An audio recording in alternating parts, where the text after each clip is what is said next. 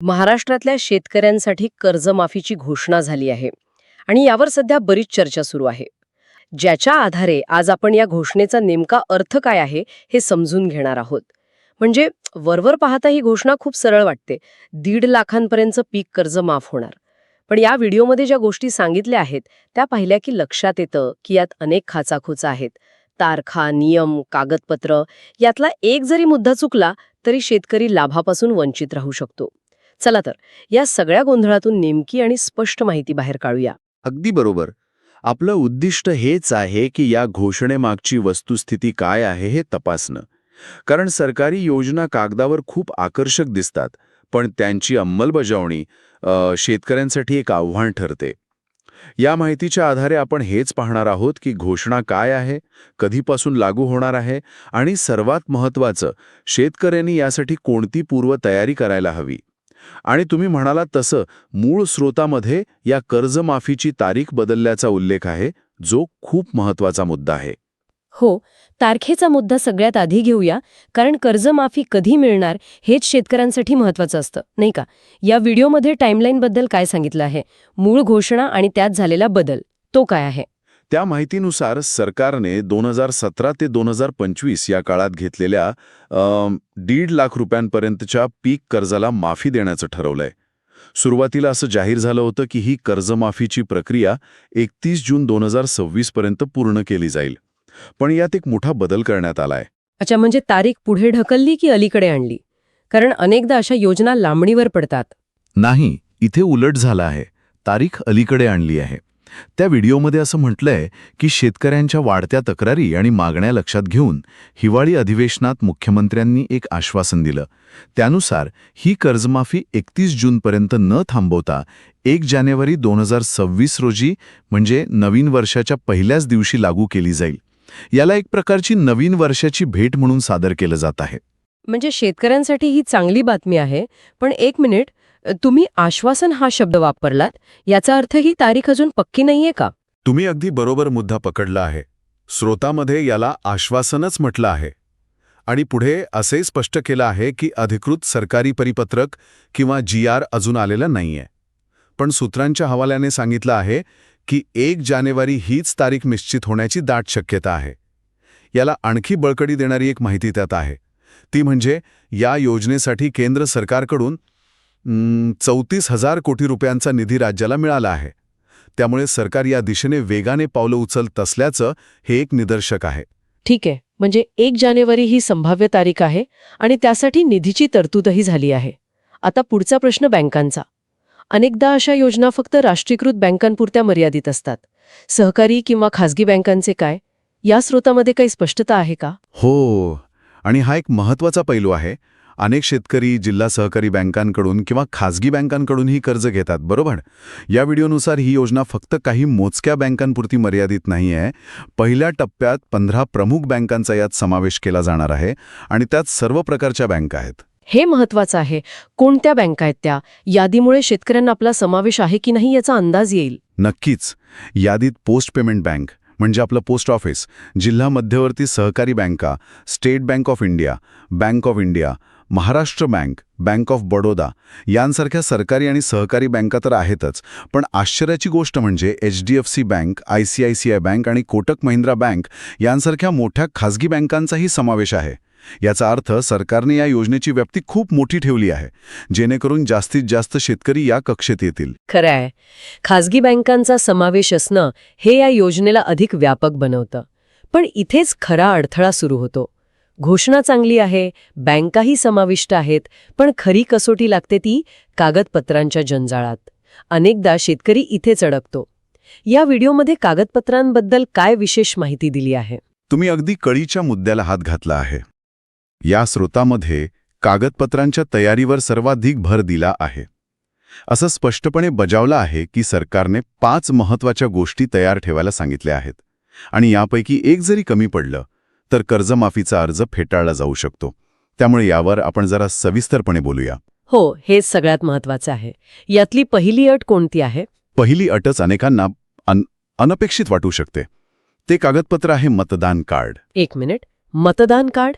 आजकाल तर प्रत्येक सरकारी योजनेसाठी आधार कार्ड किंवा पॅन कार्ड हेच मुख्य ओळखपत्र मानलं जातं. मग अचानक मतदान कार्ड अनिवार्य करण्यामागे काय कारण असू शकतं? हे शेतकऱ्यांसाठी एक अतिरिक्त काम वाढवण्यासारखं नाही का? तुमचा प्रश्न अगदी योग्य आहे. साधारणपणे आधार कार्ड हेच प्रमाण मानलं जातं. पण या स्रोतानुसार मतदान कार्डाचा आग्रह धरण्यामागे सरकारचा म्हणजे एक दुहेरी हेतू असू शकतो. एक म्हणजे शेतकऱ्याची ओळख पटवणे आणि दुसरं म्हणजे या निमित्ताने ज्या शेतकऱ्यांची मतदान म्हणून नोंदणी झालेली नाही त्यांची नोंदणी करून घेणे. त्याला एकाच दगडात दोन पक्षी मारण्यासारखं म्हटलंय. म्हणजे सरकार एका योजनेतून आपलं दुसरं कामही साधून घेत आहे. पण याचा एक धोका नाही का? समजा एखाद्या शेतकऱ्याकडे काही कारणास्तव मतदान कार्ड नसेल किंवा त्यात काही चूक असेल तर तो या योजनेतून बाहेर फेकला जाईल. मदतीसाठी ही अट ठेवणं कितपत योग्य आहे? हो, हा एक वैध चिंतेचा विषय आहे. प्रशासकीय सोयीसाठी शेतकऱ्याला लाभापासून वंचित ठेवणं हे अन्यायकारक ठरू शकतं. स्रोतामध्ये यावर भाष्य नाही, पण ही अट शेतकऱ्यांसाठी एक आवाहन नक्कीच ठरू शकते. त्यामुळे ज्यांच्याकडे मतदान कार्ड नाही किंवा त्यात काही दुरुस्ती आहे त्यांनी ते काम तातडीने करून घेणं गरजेचं आहे. बरोबर. आता दुसऱ्या कागदपत्राकडे येऊया. ते काय आहे? दुसरं कागदपत्र आहे पिवळं किंवा केशरी रेशन कार्ड. ही अट योजनेला अधिक लक्षकेंद्री बनवण्यासाठी आहे. म्हणजे योजनेचा लाभ खऱ्या गरजूंपर्यंत पोहोचावा हा त्यामागचा उद्देश आहे. म्हणजे या रेशन कार्डावरून सरकार लाभार्थ्याची आर्थिक स्थिती ठरवणार आहे. हो. त्या व्हिडिओमध्ये दिलेल्या माहितीनुसार सरकारचं गृहीतक असं आहे की ज्यांच्याकडे पिवळं किंवा केशरी रेशन कार्ड आहे त्या कुटुंबाचं वार्षिक उत्पन्न 2.5 लाखांपेक्षा कमी आहे. त्यामुळे जे आर्थिकदृष्ट्या सक्षम शेतकरी आहेत ते आपोआप या योजनेतून बाहेर जातील आणि मदत फक्त गरीब शेतकऱ्यांनाच मिळेल. तिसरं कागदपत्र तसं सरळ आहे, रहिवाशी दाखला. यातून शेतकरी महाराष्ट्राचा रहिवासी असल्याची खात्री केली जाईल. ठीक आहे. म्हणजे मतदान कार्ड, रेशन कार्ड आणि रहिवाशी दाखला. आता चौथ्या कागदपत्राबद्दल स्रोतामध्ये एक विशेष इशारा दिला आहे असं तुम्ही म्हणाला होतात. तो काय आहे? हो, आणि हा इशारा खूप महत्वाचा आहे. चौथं कागदपत्र आहे फार्मर आयडी कार्ड. इथेच अनेक शेतकरी फसू शकतात. म्हणजे फार्मर आयडी कार्ड तर आत्ता बऱ्याच शेतकऱ्यांकडे असतं. अडचण तिथेच आहे. या व्हिडिओनुसार अनेक शेतकऱ्यांनी पीक विमा किंवा इतर योजनांसाठी घाईगडबडीत हे कार्ड काढलं आहे. अनेकदा ते एजंटमार्फत किंवा चुकीच्या माहितीच्या आधारे काढलेलं असू शकतं. त्यात नावात चूक असणं, आधार कार्ड आणि बँक खातं व्यवस्थित लिंक नसणं किंवा जुनी माहिती असणं, अशा अनेक चुका असू शकतात. सरकारने स्पष्ट केलं आहे की हे फार्मर आयडी कार्ड अचूक आणि अद्ययावत असणं बंधनकारक आहे. त्यामुळं शेतकऱ्यांनी आपलं कार्ड एकदा तपासून घेणं अत्यंत गरजेचं आहे. नाहीतर ऐनवेळी अर्ज बाद होऊ शकतो. अच्छा, म्हणजे वरवर सोपं वाटणारं हे कागदपत्र एक मोठी डोकेदुखी ठरू शकतं. आणि पाचवी गोष्ट काय आहे? तेही एखादं कागदपत्र आहे का? नाही, पाचवी गोष्ट कागदपत्र नसून एक प्रक्रिया आहे आणि ती म्हणजे KYC. पण यातही एक मेख आहे. सरकारने स्पष्ट केलं आहे की ही कर्जमाफीसाठी एक वेगळी KYC असेल. PM किसान योजनेसाठी केलेली KYC इथे चालणार नाही. अरे देवा, म्हणजे शेतकऱ्यांना पुन्हा एकदा KYCच्या प्रक्रियेतून जावं लागणार. हो, आणि विशेषतः ज्यांचे आधार कार्ड 10 वर्षांपेक्षा जुने आहेत, म्हणजे साधारणपणे 2015 सालापूर्वी काढलेले आहेत, त्यांना ते बायोमेट्रिक पद्धतीने अपडेट करणं बंधनकारक आहे. या सगळ्याचा अर्थ असा की सरकारने कागदपत्रांची एक मोठी यादी शेतकऱ्यांपुढे ठेवली आहे आणि ती वेळेत पूर्ण करणं हे एक मोठं आव्हान असणार आहे. या सगळ्या माहितीचा विचार केला तर शेतकऱ्यांनी नेमकं काय करायला हवं? सरकारने काही स्पष्ट सूचना दिल्या आहेत का? हो, 2 महत्त्वाच्या सूचना स्रोतामध्ये दिल्या आहेत. पहिली आणि सर्वात मोठी सूचना म्हणजे शेतकऱ्यांनी सध्या पीक कर्ज भरण्याची घाई करू नये. कारण जर कर्जमाफी मिळणार असेल तर भरलेले पैसे परत मिळण्याची प्रक्रिया गुंतागुंतीची असू शकते. दुसरी सूचना अशी आहे की 31 डिसेंबरपर्यंत या कर्जमाफीच्या अंमलबजावणीसाठी एक विशेष समिती स्थापन केली जात आहे. याचा अर्थ प्रशासकीय पातळीवर हालचाली सुरू झाल्या आहेत. त्यामुळे शेतकऱ्यांनी आता आपलं पूर्ण लक्ष फक्त आणि फक्त कागदपत्र गोळा करण्यावर आणि ती अचूक असल्याची खात्री करण्यावर केंद्रित करावं. हे सगळं ठीक आहे, पण त्या व्हिडिओमध्ये 1.5 लाखांपेक्षा जास्त कर्ज असलेल्या शेतकऱ्यांसाठी एका सोप्या आयडियाचा उल्लेख होता. अनेकांना हा प्रश्न पडला असेल की ज्यांचं कर्ज 1.5 लाखांपेक्षा जास्त आहे त्यांचं काय होणार? या आयडियाबद्दल काही सांगितलंय का? हो, आणि इथेच तर खरी गंमत आहे. श्रोत्यामध्ये या सोप्या आयडियाबद्दल प्रचंड उत्सुकता निर्माण केली आहे. असं म्हटलं आहे की पुढच्या व्हिडिओमध्ये आम्ही ती सोपी आयडिया सांगणार आहोत, पण प्रत्यक्षात त्या व्हिडिओमध्ये किंवा इतर कुठेही ती आयडिया काय आहे हे सांगितलेलंच नाहीये. म्हणजे हे फक्त प्रेक्षकांना गुंतवून ठेवण्यासाठी वापरलेलं एक तंत्र आहे, ज्याला आपण क्लिकबेट म्हणतो. अगदी तसंच दिसतंय. ऑनलाईन माहितीच्या जगात आपलं लक्ष वेधून घेण्यासाठी अशा युक्त्या वापरल्या जातात. पण यामुळे शेतकऱ्यांमध्ये अनावश्यक गोंधळ निर्माण होऊ शकतो किंवा खोटे आशा निर्माण होऊ शकतात. त्यामुळे यातून आपण एक धडा घेतला पाहिजे की अशा अपूर्ण माहितीवर विसंबून न राहता सरकारने दिलेल्या ठोस निर्देशांवर म्हणजेच कागदपत्रांच्या तयारीवर लक्ष केंद्रित करणं हेच शहाणपणाचं आहे. बरोबर आहे. अशा अर्धवट माहितीच्या मागे लागण्यापेक्षा जी माहिती ठोस आहे त्यावर काम करणं महत्त्वाचं आहे. तर आजच्या चर्चेचा सार काय आहे? शेतकऱ्यांनी नेमके कोणते मुद्दे लक्षात ठेवावेत? थोडक्यात सांगायचं तर 4 प्रमुख मुद्दे आहेत. 1. महाराष्ट्रातील शेतकऱ्यांसाठी 1.5 लाख रुपयांपर्यंतच्या पीक कर्जमाफीची घोषणा झाली आहे आणि ती 1 जानेवारी 2026 पासून लागू होण्याची दाट शक्यता आहे.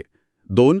या योजनेत सरकारी, सहकारी आणि प्रमुख खाजगी बँकांचाही समावेश आहे, त्यामुळे तिची व्याप्ती मोठी आहे. आणि तिसरा आणि सर्वात महत्त्वाचा मुद्दा कागदपत्रांचा. हो. तिसरा मुद्दा तोच आहे. शेतकऱ्यांनी 4 प्रमुख कागदपत्र, मतदान कार्ड, पिवळं किंवा केशरी रेशन कार्ड, रहिवासी दाखला आणि सर्वात महत्त्वाचं म्हणजे अचूक आणि अद्ययावत फार्मर आयडी कार्ड तयार ठेवावीत. आणि चौथा मुद्दा म्हणजे ज्यांचे आधार कार्ड जुने आहे त्यांनी ते अपडेट करून कर्जमाफीसाठी आवश्यक असलेली स्वतंत्र KYC प्रक्रिया पूर्ण करावी. ही पूर्वतयारीच कर्जमाफीचा लाभ मिळवण्यासाठी निर्णायक ठरणार आहे. ठीक आहे, म्हणजे तयारीला लागणं हाच संदेश आहे. नक्कीच. या योजनेला नवीन वर्षाची भेट असं एक भावनिक आणि सकारात्मक स्वरूप दिलं जाते. पण ह्या सगळ्या चर्चेतून एक विचार मनात येतो. या योजनेची अचानक बदललेली तारीख, ओळखपत्रासाठी आधार कार्डाऐवजी मुद्दाम मतदान कार्डाचं केलेला आग्रह, ह्या गोष्टी आपल्याला विचार करायला भाग पाडतात. श्रोत्याने आपल्याला काय घडत आहे हे सांगितलं, पण यामागे का असं घडत आहे याचा विचार करणंही महत्त्वाचं आहे. शेतकऱ्यांना दिली जाणारी ही मदत निव्वळ आर्थिक पॅकेज आहे की त्यामागे काही राजकीय गणितही दडलेली आहेत? या प्रश्नाचं उत्तर स्रोतामध्ये नाही, पण त्यावर विचार करायला नक्कीच जागा आहे.